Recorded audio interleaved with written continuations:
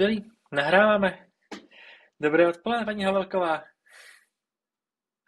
Vítám vás. My jsme si připravili s paní Havelkou z Notína náš první díl podcastu s Ringilem, protože se chceme bavit o logistice, o digitalizaci logistiky a hlavně se chceme bavit s našimi zákazníkama o tom, co děláme dobře, co děláme špatně a co by třeba jako doporučil ostatním. A vlastně není nikdo lepší, s kým jsme o tom mohli mluvit poprvé, než je paní Havelková, jelikož Notino pro nás bylo první vlastně takhle významný klient.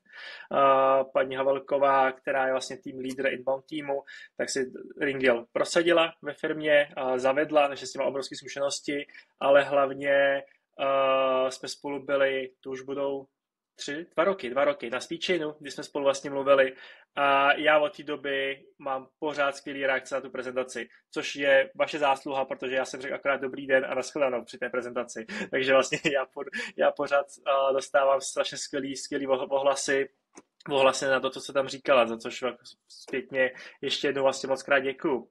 Já možná bych začal i tím, jak vlastně jste se vůbec dostal k logistice.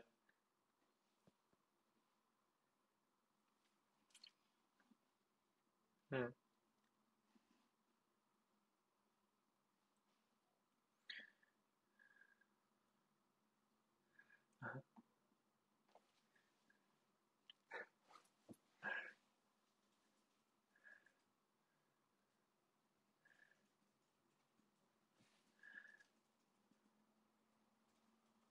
Aha.